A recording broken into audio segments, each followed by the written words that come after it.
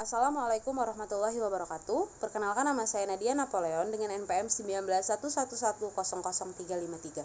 Saya mahasiswa PGMI kelas H semester 3. Dalam kesempatan kali ini saya akan mempresentasikan jurnal yang berjudul Hakikat Manusia dan Masyarakat dalam Perspektif Pendidikan Islam. Baiklah, langsung saja untuk yang pertama ada Hakikat Manusia dalam Al-Quran. M. Quraisy Shihab menunjukkan ada 3 kata yang digunakan Al-Quran dalam menyebut manusia. Yang pertama, bashar. Penggunaan istilah bashar dalam Al-Quran lebih cenderung digunakan pada hal-hal yang berkaitan dengan aspek fisik yang tampak pada manusia secara umum seperti kulit, rambut, bentuk fisik secara umum, dan kebutuhan biologis yang tidak berbeda di antara manusia satu dengan manusia lainnya. Kemudian yang kedua ada kata-kata yang terdiri dari alif, nun, dan sim. Kata insan dalam Al-Quran digunakan untuk menunjuk manusia dengan seluruh totalitasnya, yaitu jiwa dan raganya.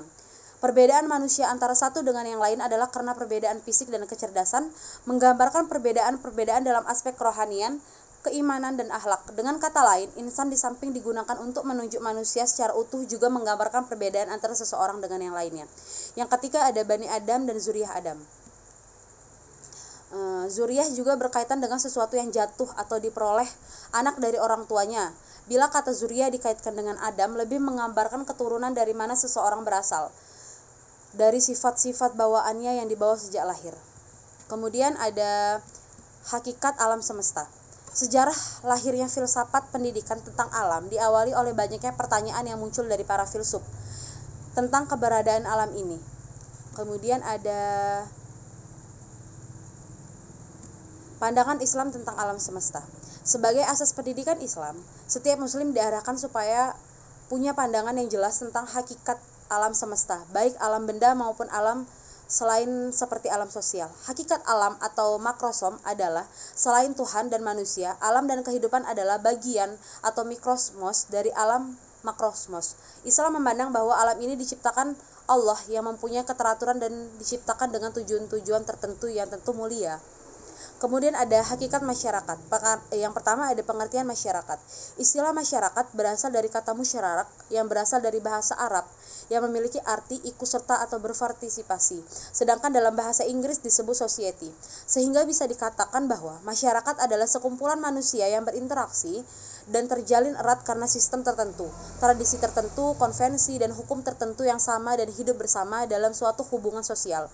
Dan masyarakat juga merupakan suatu perwujudan kehidupan bersama manusia atau sekelompok manusia yang hidup bersama dalam suatu wilayah dengan tata cara berpikir dan bertindak relatif. Kemudian ada fungsi pendidikan dalam masyarakat. Menciptakan dan memberdayakan masyarakat yang sesuai dengan tujuan menciptakan manusia di muka bumi adalah tujuan dari pendidikan Islam. Tujuan itu ialah menjadikan nilai-nilai Islam sebagai bingkai dalam masyarakat ideal. Kesimpulan dari yang saya jelaskan tadi bahwa manusia memiliki eksistensi dalam hidupnya sebagai Abdullah dan Khalifah sebagai utusan Allah di muka bumi ini. Di sini harus bersentuhan dengan sejarah dengan mengembangkan esensi yang ingin tahu menjadikan ia bersikap kreatif dengan disemangati dengan nilai-nilai transendensi. Manusia dengan Tuhan memiliki kedudukan sebagai hamba yang memiliki inspirasi nilai-nilai ketuhanan yang tertanam sebagai perjalanan atau amanah Tuhan di muka bumi ini. Manusia dengan manusia lainnya memiliki korelasi yang seimbang dan saling bekerja sama dalam rangka memakmurkan bumi. Manusia dengan alam sekitar merupakan sarana untuk meningkatkan pengetahuan dan rasa syukur terhadap Tuhan dan bertugas menjadikan alam sebagai subjek dalam rangka mendekatkan diri kepada Tuhan. Baiklah, demikianlah dapat saya sampaikan. Apabila ada kekurangan saya mohon maaf, kepada Allah saya mohon ampun dengan mengharap ridha Allah. Billahi taufiq wal hidayah. Wassalamualaikum warahmatullahi wabarakatuh.